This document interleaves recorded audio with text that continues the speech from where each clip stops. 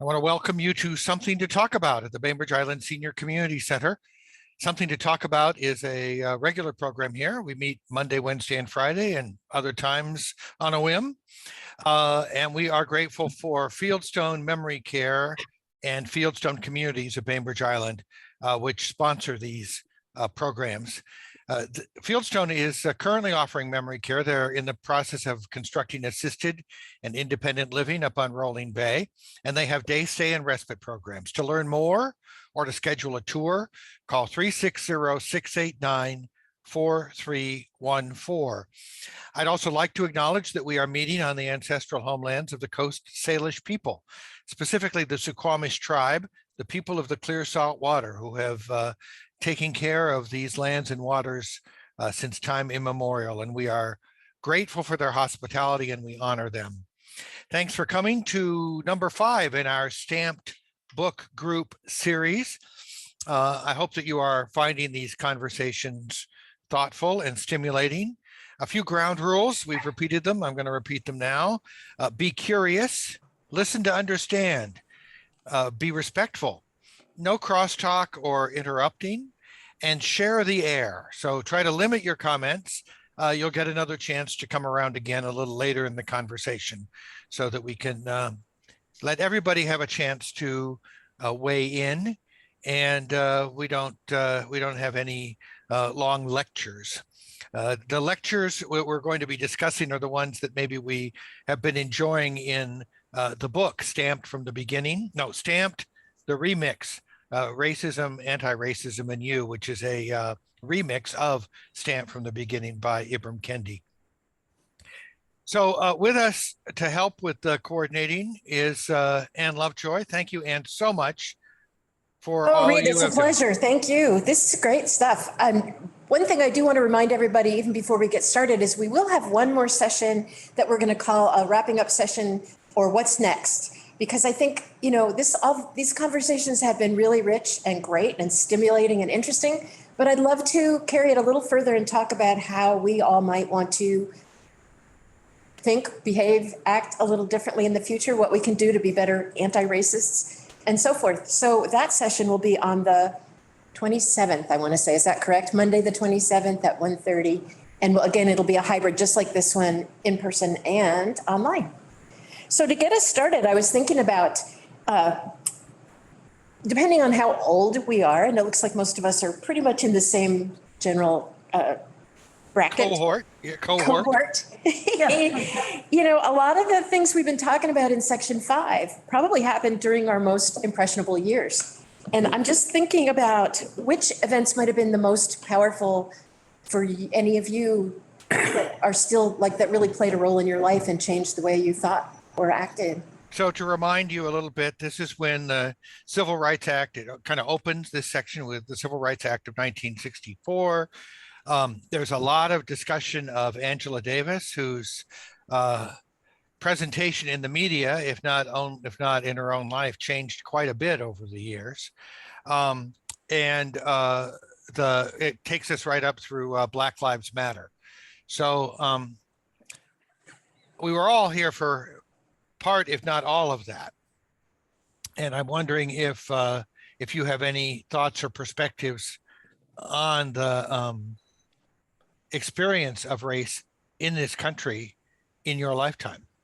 You know what, I'll kick that off, because one of the things that really shaped my whole life was watching on television the people getting beaten on the bridge, the fire hoses, the dogs. And that was, what, 63 or something?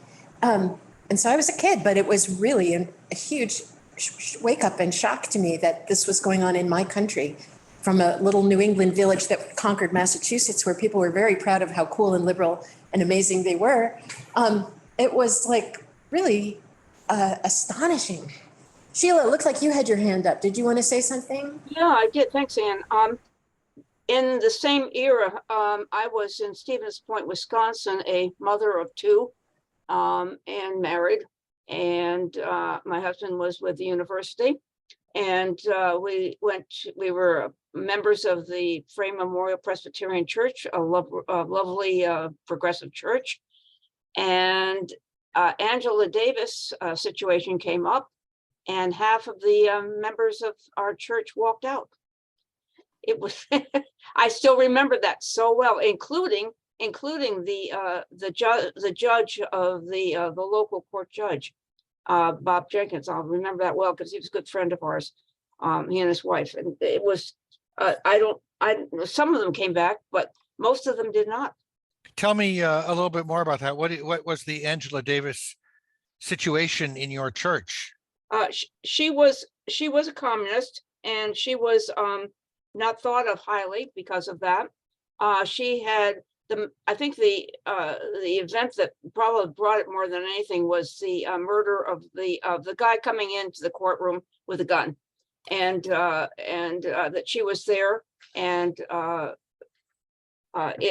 she supported him, and mostly it had to do with that, I think. I'm just curious. So did she come to your church? No, she didn't.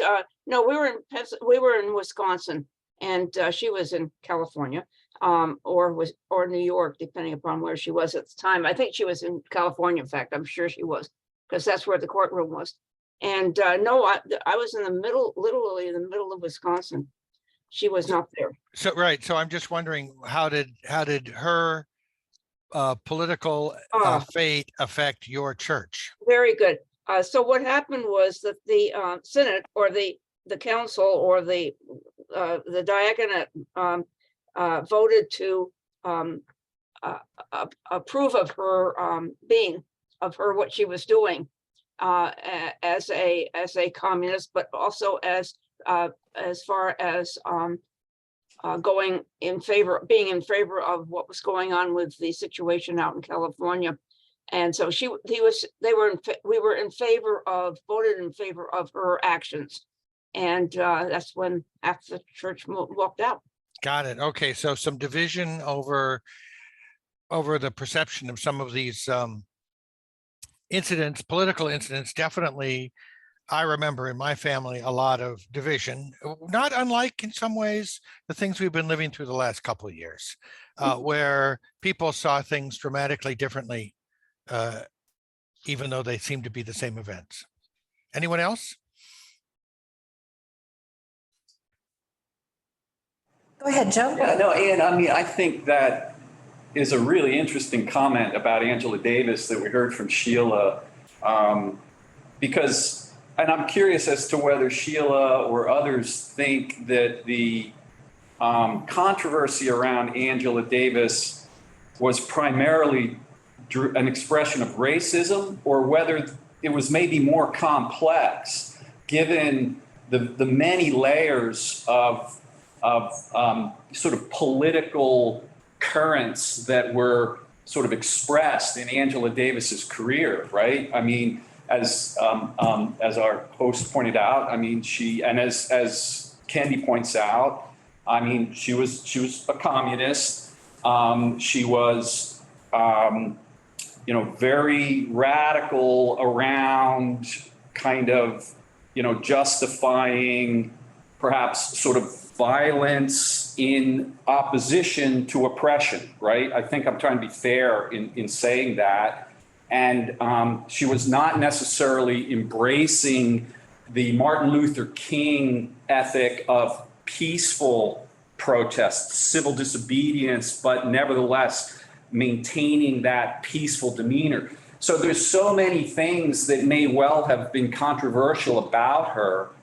I would suggest that if half the church gets up and walks out, it may be a mistake to conclude that that was an expression of racism. Maybe it was. I mean, Sheila was there and she could be best positioned to let us know.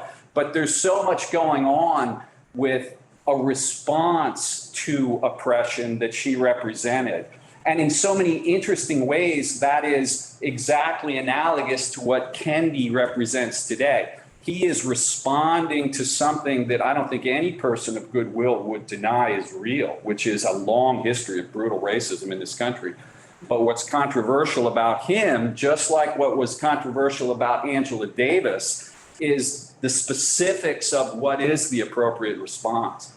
Yeah, I do think that was. very complicated, wasn't it? Reed, go ahead. Yeah, I think that we see that also in the sort of the response that we saw as a country to the Black Panthers, who what was an organization that was founded basically on the idea of pride and strength of Black Americans, and they, as a group, involved themselves in something that we're also familiar with in the current times, which is the idea of open carry of firearms, Right. which was seen as very, very controversial and somehow led to a lot of, not maybe somehow, maybe pretty obviously, led to a lot of quick changes of gun laws in California to try to restrict open carry in that case.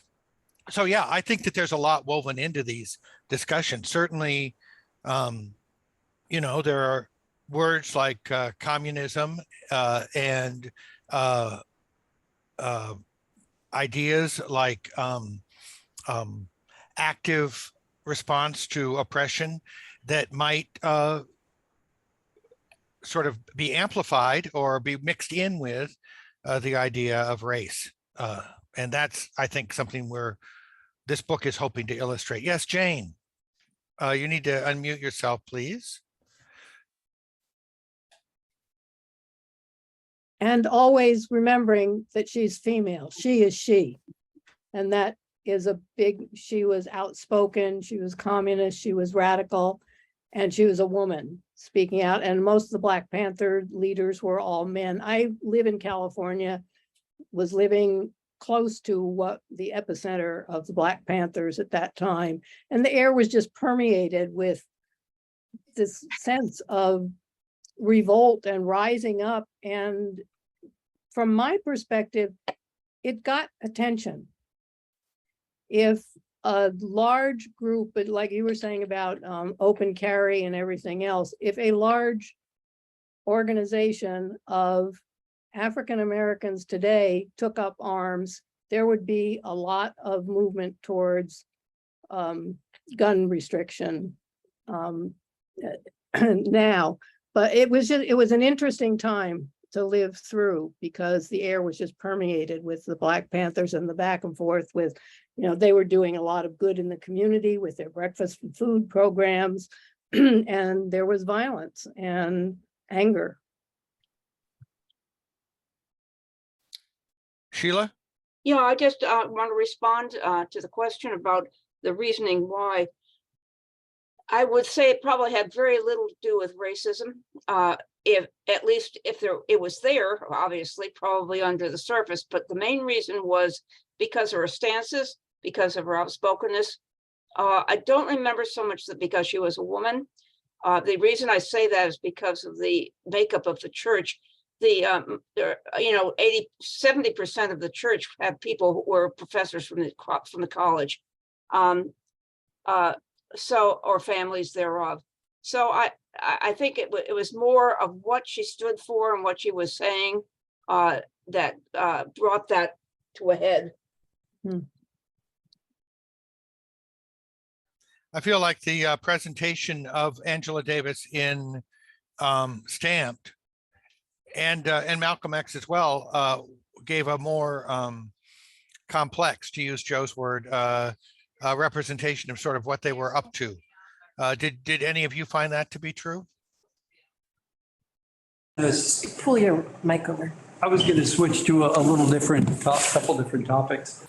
Because having lived through this period of time, I remember things like the reaction after 9/11. And I must say, Kendi and Reynolds' descriptions of that period differed from my own.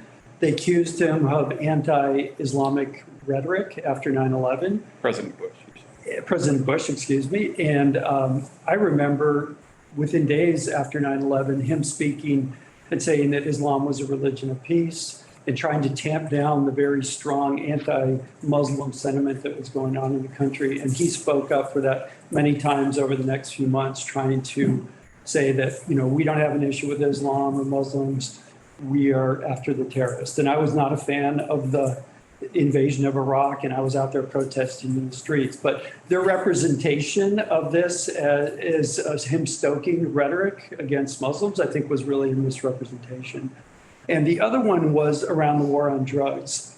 So the war on drugs, he makes it out to be an attack by racist politicians against Black Americans. But I was a big fan of Jesse Jackson's back in 1988. I caucused for him at the Washington State Democratic Caucus, but I was not a supporter of his stance on the war on drugs. He called himself a general in the war on drugs. And like many Black politicians and Black leaders, Black community in those days, they were for more punitive punishment for drug dealers, pushers, we called them at the time. And this was overwhelmingly supported as a way to try and protect Black communities. Yet Kendi and Reynolds describe it as a knowing racist attack on Black Americans. And that we have that hindsight of the bad impacts that it had. And we can see that now, but people did not know that back then. Rita, did you want to comment? Yeah, I was going to say something about Angela Davis. Sure. I was a teenager, but when I heard the word communist, I just go, that's it. That's all I knew about her, really, so much. And so I wasn't interested much in whatever else she had to say, because she was a communist. But her ideas, there are so many more layers to her, obviously. And the things that she wanted and still wants is pretty interesting. So I will have to go back and read Angela Davis. Great, let's check in. Anybody online want to say something?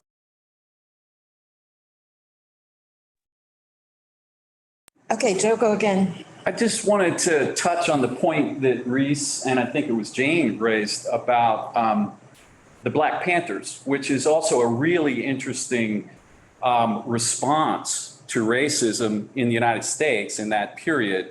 And I guess I'd like to sort of point out that one of the things that was really interesting about the Black Panthers is not only their militants, and they're, as I think Jane was pointing out, they are not nonviolent. They're making no promises of nonviolence, right? They're very militant.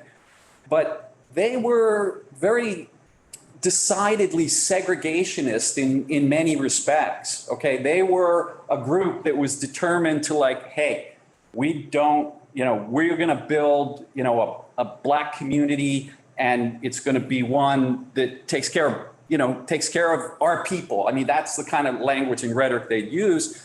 And it just was interesting to me that response, whatever you think of it, whether you approve of it or disapprove of it, is one which I thought was not really adequately treated by Kendi/Reynolds in this book. Because in the book here that we've got, there is a very, what I regard as a kind of simplistic, indeed superficial sort of division between segregationists as, quote, haters, assimilationists as cowards, and anti-racists as those who truly love. And that's pretty much a direct quote from the epilogue of that book. And yet here you've got the Black Panther movement as a very militant segregationist group. And in many respects, Malcolm X as well. Okay. Let me read something because I actually wrote some of this down. Because both Malcolm X and Stokely Carmichael promoted Black Power. And the quote was, Black people owning and controlling their own neighborhoods and futures free of white supremacy. And to mainstream white Americans, that sounded like Black supremacy. And that was terrifying. So I think that piece was a real major play. Yeah, I might jump in here. I might jump in here with the list of the 10-point program that the Black Panther Party launched. One, we want freedom. We want power to determine the destiny of our Black community. 2, we want full employment for our people. 3, we want an end to the robbery by the capitalists of the Black community. 4, we want decent housing 5, we want education for our people that exposes the true nature of this decadent American society. We want education that teaches us our true history and our role in present day society. 6, we want all Black men to be exempt from military service. 7, we want an immediate end to police brutality and murder of Black people. 8, we want freedom for all Black men held in federal, state, county, and city prisons and jails. 9, we want all Black people, when brought to trial, to be tried in a court by a jury of their peer group or people from their Black communities as defined by the Constitution of the United States. And 10, we want land, bread, housing, education, clothing, justice, and peace. So there's a lot to unpack there for sure, but it doesn't sound like it's segregationist activity outside of feeling oppressed in white society. Right. To me, anyway. Yep.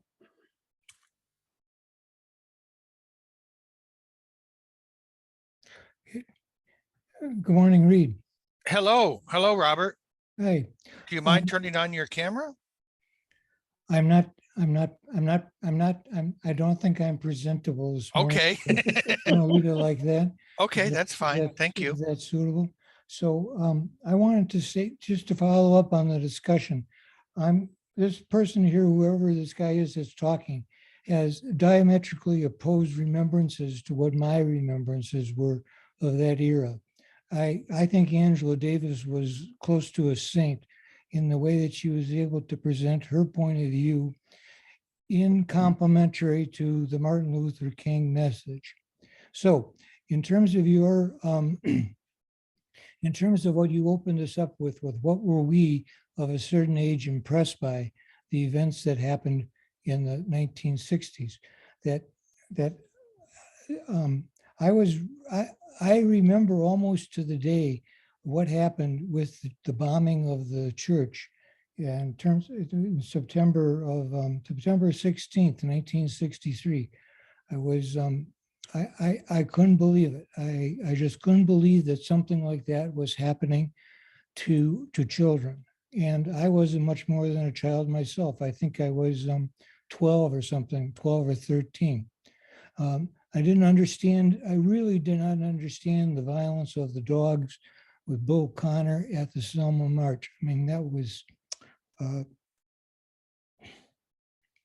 that still is beyond my imagination as to what this nation is supposed to be about. So those two events,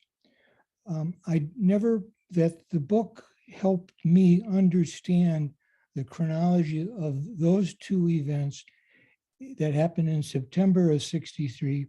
And then Kennedy was killed November 22nd of the same year. That was followed 2 years later by Malcolm King's assassination and Martin Luther King in 68 or 67, which I forget which year it was. Anyway, the way the author laid out those events of 1963 that were so personal to me was very powerful. In that I never really put those events, those assassinations together as being, I mean, it was obvious that because they were all Black men, they were killed, okay? I never had an argument about that. But I believe that what the author is pointing out to us is the view that a person of color, a Black person of color, may see those events as being linked. And they happened pretty quickly, you know, that the bombing of the children was in September of 63. Kennedy was killed the same year. The following year, Johnson manipulated the Civil Rights Act through Congress, and I don't remember if Medicare happened at that time or if Medicare followed the Civil Rights Act. I mean, it was boom, boom, boom, and for a child, it was the kind of stuff you don't forget. So, and I also understand all that now as a consequence of reading this book and and the principal book, This History of Racism, is being better put as the chronology of the dismantling attempts to dismantle Jim Crow. And I think the Panther response is of a similar sort. So what is it? What are we doing today? And are we supporting this type of information to be in the educational curriculum, the approved educational curriculum of Bainbridge Island? I think that's why I'm dialed in. And I also think that it should be a part of the educational curriculum. And if there's going to be a debate about it, a public debate about it, instead of a public discussion, I look forward to that debate. So Thank you, Robert. Yeah, I think that certainly one of the conversations in our next meeting will be about what we can take from this. And it sounds like you definitely would support a strong look at the way that Black American history is taught in American schools. Rita? I was going to say, I found it interesting that in the book that after Kennedy was killed, he had started the civil rights thing, and then Johnson signed it in 1964, but Johnson said he could blame that on Kennedy, so he would not have to take responsibility for kind of this civil rights action. And I thought that was real interesting that he went ahead and followed because of the uproar of the nation, but he was happy that he didn't have to take responsibility for it, so he wasn't really in it. Distancing himself Yes, safer absolutely. politically. Martha? Oh, hey. As I would hear the dates and in the very beginning, I was thinking it was a long time ago, 1963, but where I was thinking in Angela Davis, I lived here in the Puget Sound area, and I have to say I was very intrigued by her and, kind of followed her a little bit. Definitely not thinking, I knew communism wasn't good, so that wasn't anything that excited me about her, or I wasn't a negative. But other than that, seeing this woman, and she was Black, but taking a lead, having strong feelings about things and so forth. And then I kind of skip ahead to 1968, when Martin Luther King was killed in the very beginning of April or end of March. And that was the year that we got married. And they said there'd be no travel. But those are just like in your highlights, excuse me, of things and dates, but how it strikes a person at that age. And today, if I were to interpret it, I would look at things with a lot more depth than, oh my gosh, we can't travel, but we were able to. And then, so I was in the Puget Sound area that whole time. And then we moved to Seattle. And I remember going to the University District to shop in the early evening. And even during the day, on the weekends. And there were a lot of marches. And I took one of the neighbor girls with me who was like in junior high or high school from West Seattle. And, I parked the car, which was easy to do then. And then, that was important to put in there, thinking of time. And you could just hear the marching, the drum beats and everything, and from tin cans to big barrel drums and, this type of thing coming down the avenue, or the Ave. And I thought it was kind of exciting, but I knew more than that by then. And to see that people were speaking out. And like I say, that's just going back in my early years. And Right. I wonder, anybody here involved in any of these movements back then? Joe, were you marching? Oh, I've been marching for things my whole life, Reese, around peace, around justice. And, I've been arrested in nonviolent protests. I've represented Black Lives Matter on a pro bono basis. I've challenged the war on terror and taken it to the Supreme Court of the United States. So yeah, I've got a lot of experience on these issues. But coming back to the Kendi book, one of the things, and I want to agree with the point Robert made about the necessity of teaching these race issues in school. I don't think most people of goodwill have any issues with that at all. It's the question is sort of how is it taught? And one of the things about this book that troubles me a little bit, to come to this point that was made here on the Civil Rights Act, you know, the 1964 Civil Rights Act was a landmark piece of legislation that moved this country in the right direction. As imperfect, and we didn't get there. We're not at some, you know, utopia solution by any means, but it was a landmark piece of legislation on the part of a country trying to grapple with its racist past, just like the Brown versus Board of Education decision of the Supreme Court of 1954. And I have to say, it troubled me a little bit to read what I thought was a very, frankly, superficial and unfair treatment of both of those instances in this book. They are waved aside, they are dismissed. Go back and look at the treatment in this book of those instances. You mentioned it here about Johnson signing into law the 64 Act, and Kendi / Reynolds keying in on some, you know, some really maybe off color or unfortunate comment. But the fact remains, and I know from litigating anti-discrimination cases, we rely heavily on that 1964, you know, act, okay? And to sort of dismiss it as fundamentally racist, somehow part of a white supremacist plot to then say, hey, everything's solved, we don't have to think about that anymore. That is not a fair characterization. And that's Okay, not, so Joe, I have a question about the, because you apparently work as a lawyer for Black Lives Matter. There was a lot of comments as Black Lives Matter became a prominent voice of protest that a lot of those dreams or wishes for the 64 Act were not realized because of rollbacks or special changes, you know, uneven application of the law. Do you think that those criticisms have merit? Go.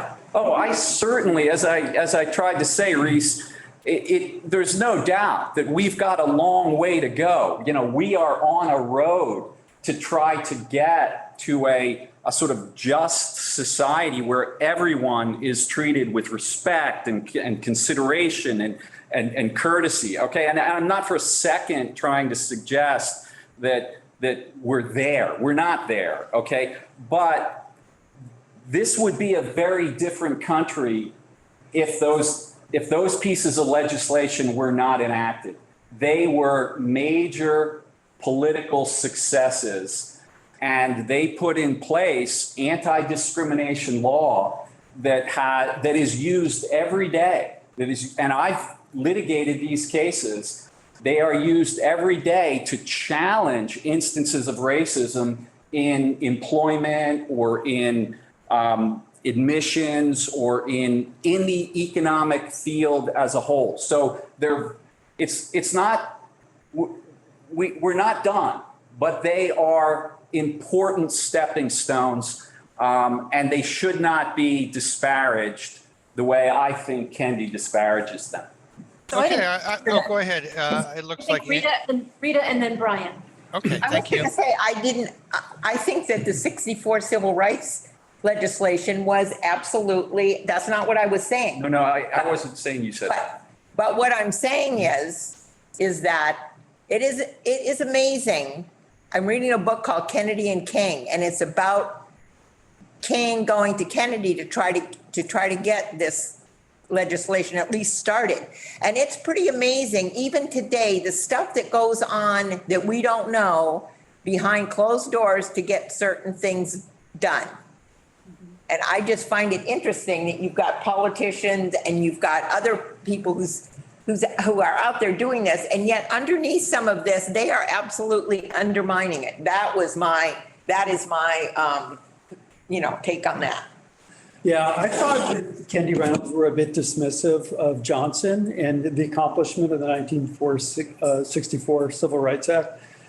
The speech that he gave after it was passed, they likened it to a sitcom and said that it was like they had a laugh track and everything.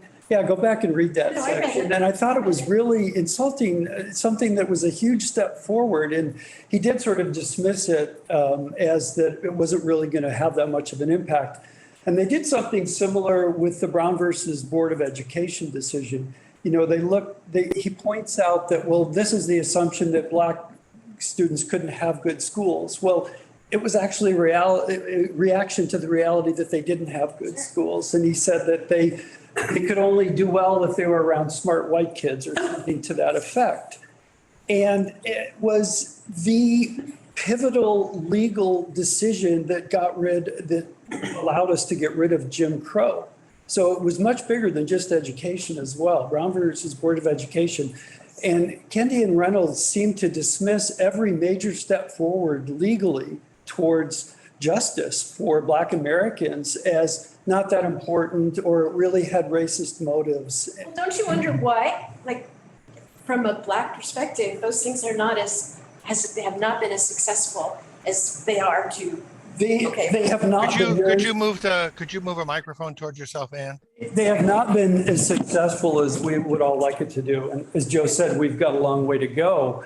But they were pivotal in moving us forward in many ways. I guess I'm hearing from you that there was a dramatic shift in the tone of the country in 1964, and that is a path that we have been working on since then. I wonder if anybody else on this call has that sort of experience, or if some of the things that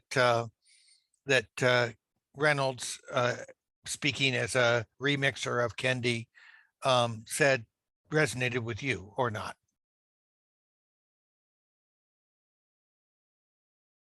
Again, I think what I got from it was that a lot of the landmark and definitely important decisions that were passed simply didn't filter down to the Black community as much as what everybody hoped, or maybe not everybody did hope, because I think it's actually simplistic to assume that all white America has great goodwill.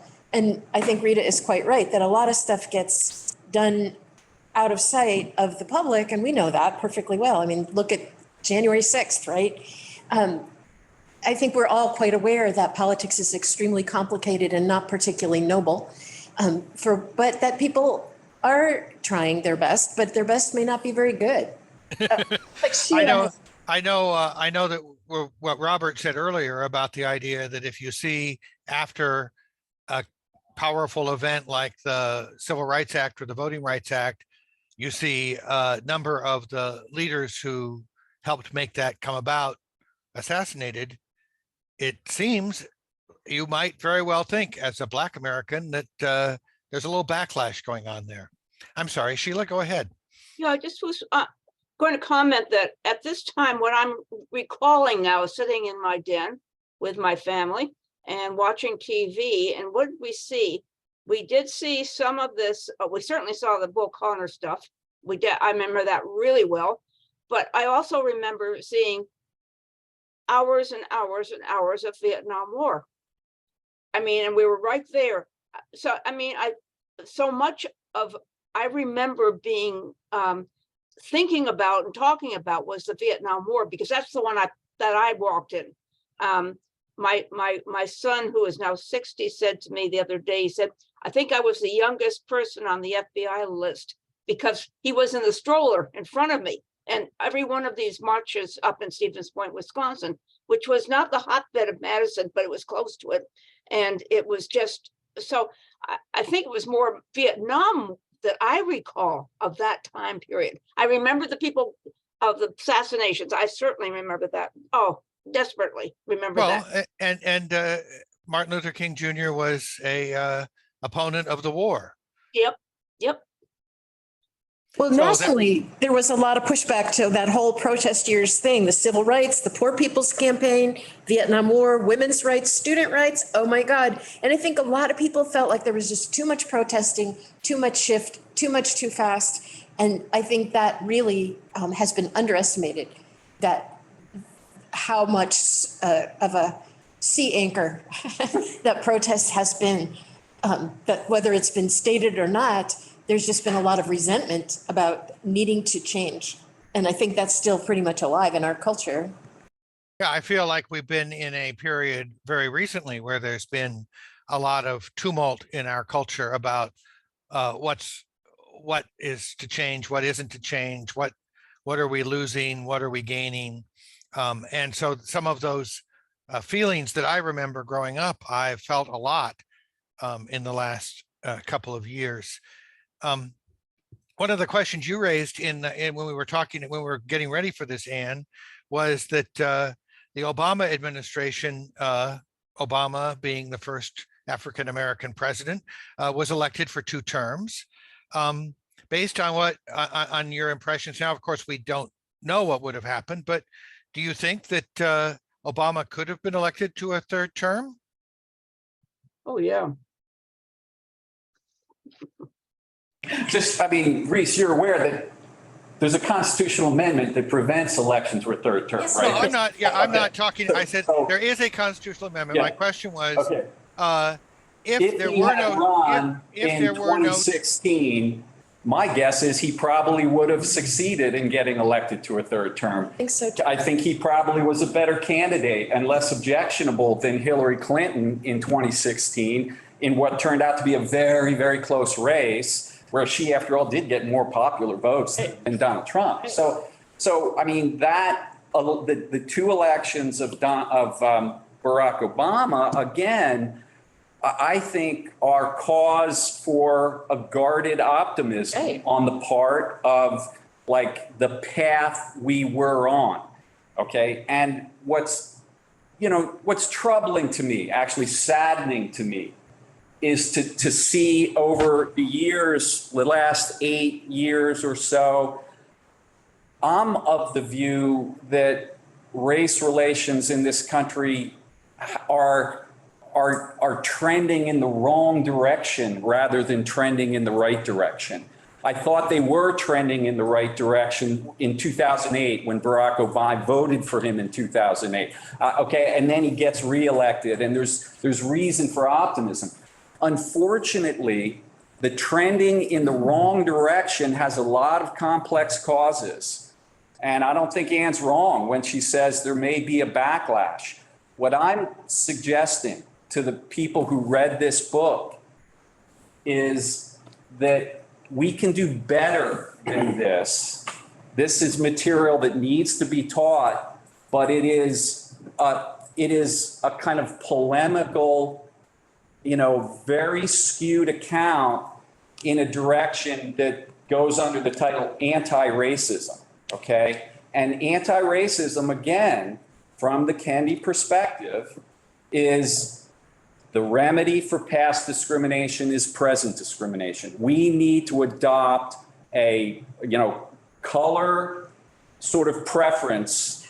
And that what I'm concerned is a reaction to a real injustice that exists. And that's not to deny the real injustice. I'm just suggesting it's not the right reaction. Okay.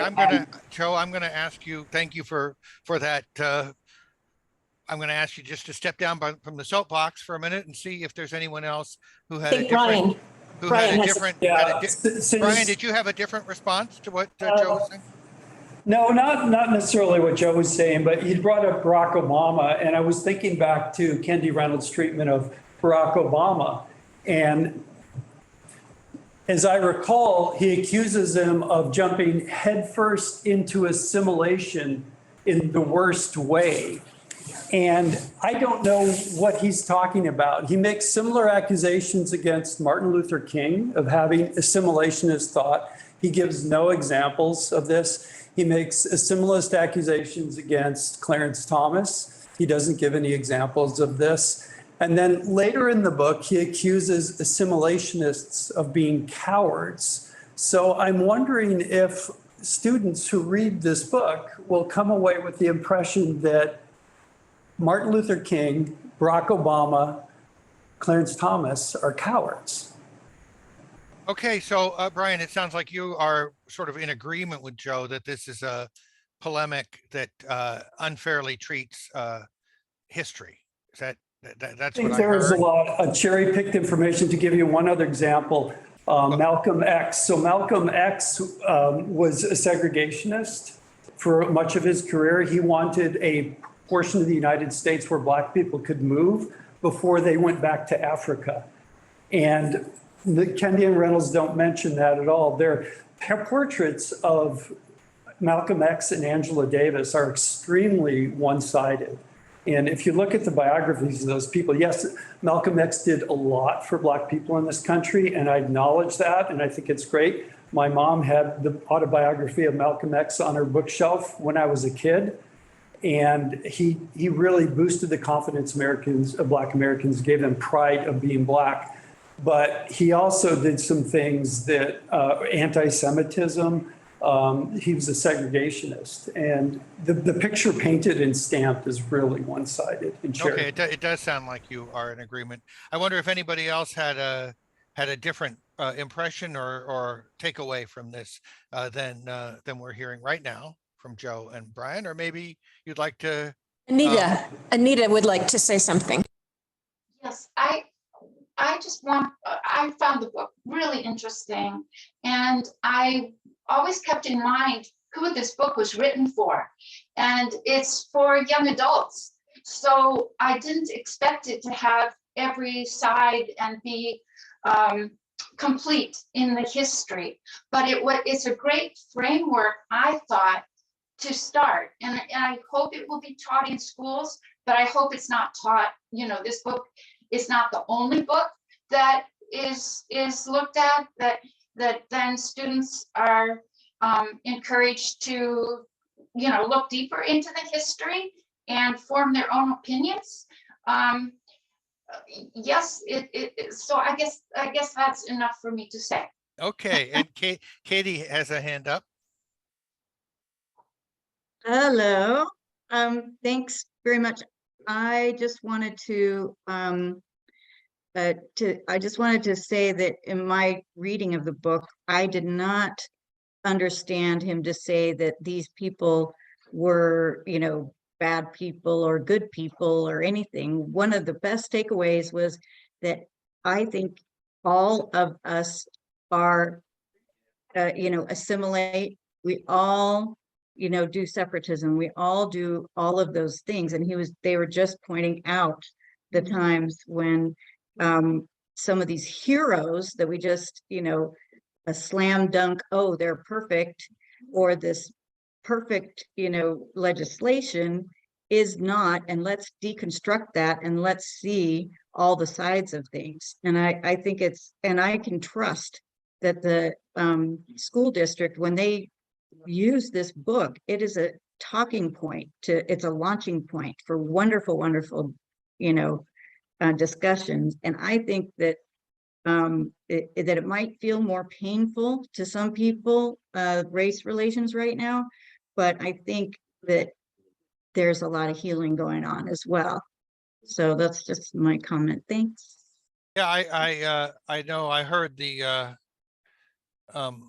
current leader of the Poor People's version of Poor People's Campaign, Reverend Barber, talking about how a wound will not heal if it's not cleaned. Mm-hmm. And so that may be related to the idea that there's some discomfort and pain in looking at these issues.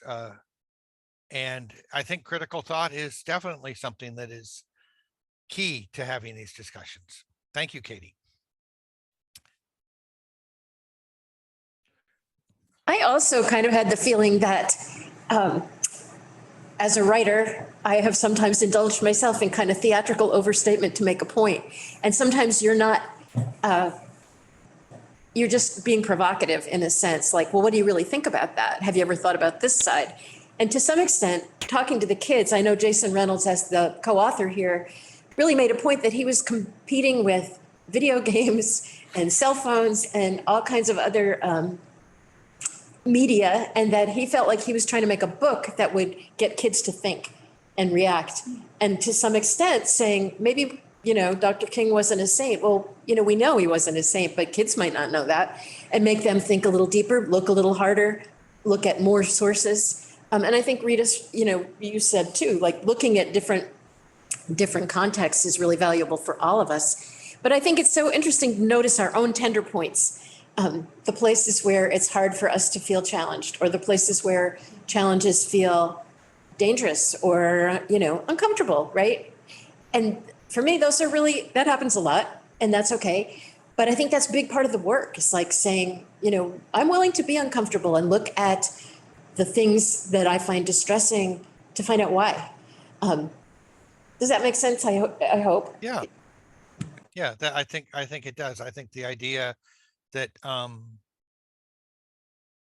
that we don't know all the answers, or that we don't have all the perspectives, or that our perspective may not be, certainly isn't the only one, and it may not be the only legitimate one, is valuable as part of this work to try to understand what it's been like. When I think about, one of the things this book really brought home to me was, I wonder what it would be like to read this as a young African American. Would this feel like, oh, finally there's some story that sort of centers on me rather than centers on American exceptionalism told from Abraham Lincoln through Lyndon Johnson? And so I think that's part of the goal, perhaps, of this book. It certainly was one of the ways I tried to read it. Hi, Reed. Robert. Hi, I'd like to sum up shortly here by saying that over and over again, Reynolds says this is not a history book. He's not trying to prove any causality. He's not an historian. He's a journalist, and that's what he's putting out there. I'm not a historian. So I think that that's important to put in perspective also while reading it. I didn't mind that it was more polemic than it was provable history. Now, the guy the Kendi guy, he's an historian. So if you want to read history, he's the guy to criticize, not Reynolds. And it's sort of common knowledge that our American political system only can address incremental issues. It cannot take a sledgehammer to something as profound as Jim Crowism that is going on for now, almost 150 years. Can't do it.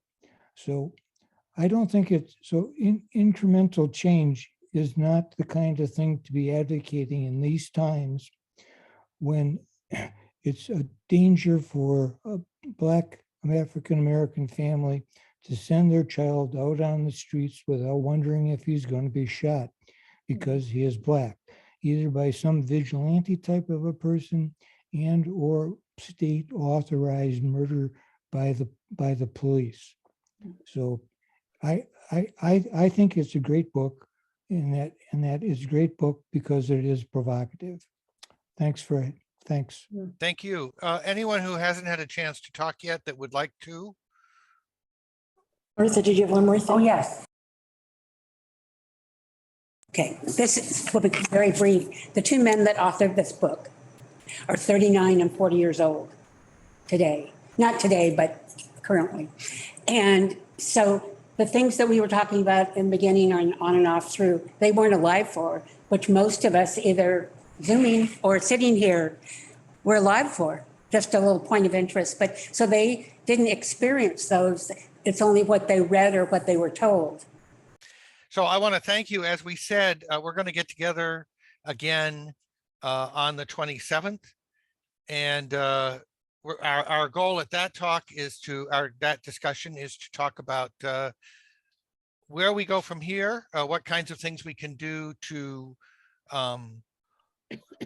fight racism, to move forward as a culture. That's been a very, very challenging and divisive time, I think. And we certainly heard some of that right here today. So join us again that Monday.